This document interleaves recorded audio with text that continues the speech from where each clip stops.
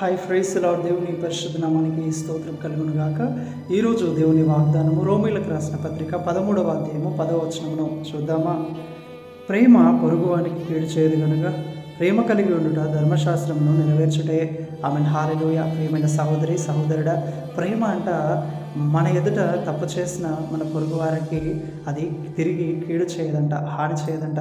ప్రేమ దీర్ఘకాలము సహిస్తుందంట. ప్రేమ తప్పిదములను మన్నిస్తుందంట. ప్రేమ దోషములన్నింటినీ పాపములన్నింటినీ కప్పివేసేదిగా ఉంటుందంట. ప్రేమ ఒకరి పట్ల ఒకరు సహించుకుంటూ, ఒకరినొకరు భరించుకుంటూ, ఒకరి తప్పిదములను ఒకరు ఒప్పుకుంటూ ముందుకు వెళ్ళేదిగా ఉంటుందంట. ప్రేమ అమర్యాదగా నడవదు. ప్రేమ ఒకరినొకరు గౌరవించేదిగా ఉంటుంది.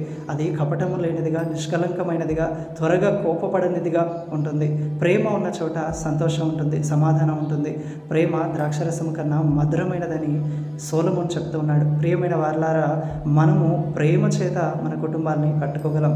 చాలామంది వారి తప్పిదములను ఎత్తి చూపుకుంటూ ఒకరి పట్ల ఒకరు ప్రేమగా నడుచుకోక, వారి కోపము చేత క్షణికావేశంలో తీసుకున్న నిర్ణయాల వల్ల జీవితాలను, కుటుంబాలను పాడు చేసుకునేవారుగా ఉంటారు. కానీ భార్యాభర్తల మధ్య, తల్లిదండ్రుల మధ్య, ఇంకా పిల్లలకు తల్లిదండ్రులకు మధ్య మనం ఉద్యోగం చేస్తున్న చోట మనము ప్రేమ కలిగి జీవించినట్లయితే, ప్రేమతో ప్రతి కార్యమును మనము సద్భక్తితో చేసినట్లయితే అప్పుడు దేవుని యొక్క ప్రేమ వెల్లడి చేయబడుతుంది. అవును, సమస్తాన్ని మనం ప్రేమతో జయించగలం. ప్రభువైన క్రీస్తు కూడా మనల్ని ప్రేమించి మన కోసం తన ప్రాణమును పెట్టాడు. ప్రేమ అనేది త్యాగంతో కూడినది. కాబట్టి ప్రేమ కలిగి జీవించుదాం. ప్రభువుటి కృప మనందరికీ దయచేయును గాక. Amen. Praise the Lord. May God bless you all.